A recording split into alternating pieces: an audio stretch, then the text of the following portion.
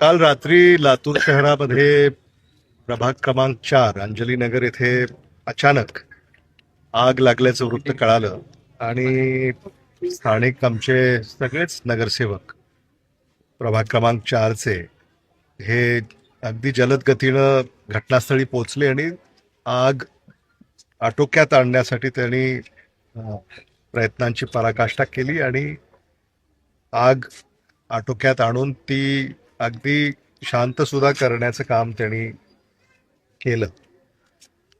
इथं जे किसम भाडेकरू म्हणून मुस्तफा शेख नावाचे, तर त्यांना रुग्णालयात काल दाखल करण्यात आलं होतं, पण आता त्यांना रुग्णालयातनंही सुटका झाली आहे. त्यांची प्रकृती ठीक आहे, त्यांना कुठलीही हानी झालेली नाही.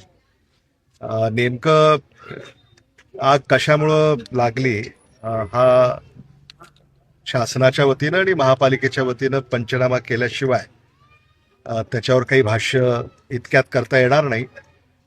समाधान याचं आहे की आमच्या स्थानिक नगरसेवकांनी यामध्ये तत्परता दाखवून जीवितहानी होऊ दिली नाही, किंबहुना आग पसरूही दिली नाही.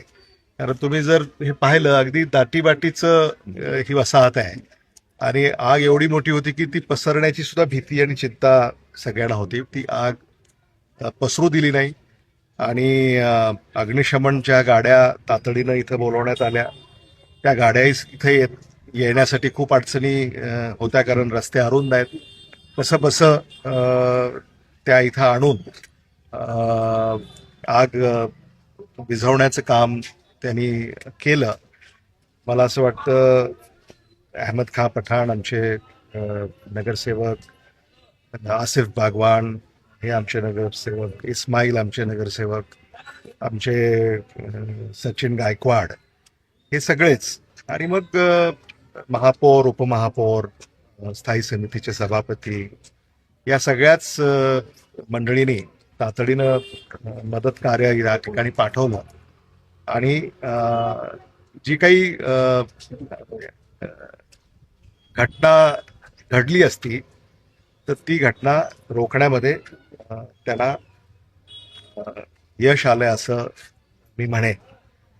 यातून सुद्धा आता काही प्रश्न निर्माण झालेले आहेत. नागरिकांमध्ये भीतीचं वातावरण आहे.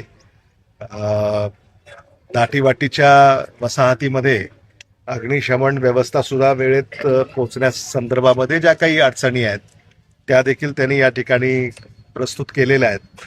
मला असं वाटतं की रस्ते अरुंद आहेत. समजा अग्निशमन विभागाच्या नियमानुसार जर रस्ते रुंद नसतील तर मग काय पर्यायी व्यवस्था या ठिकाणी करता येईल, या संदर्भामध्ये सुद्धा काम करण्याच्या सूचना आम्ही देणार आहोत. महापालिकेनं कालच मला असं वाटतं की फायर ऑडिट म्हणजे सगळ्याच रहिवास आणि वाणिज्य अशी जी काही आस्थापना आपल्याकडे आहे त्याचं करण्याच्या सूचना त्यांनी दिलेल्या आहेत. मला असं वाटतं ते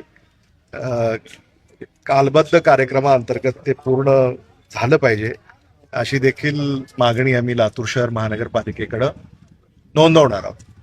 मदत होऊ शकते का या परिवार शासनामार्फत? नाही, आता याच्यामध्ये पंचनामा झाल्यानंतर नुकसान किती झालंय हे आकडे आपल्या समोर आल्यानंतर शासनाच्या आणि स्थानिक स्वराज्य संस्था या दोन्हीही ज्या शासकीय आणि निमशासकीय संस्था आहेत या अंतर्गत जेवढी मदत आम्हाला देता येईल ती देण्याचा आमचा प्रयत्न असेल.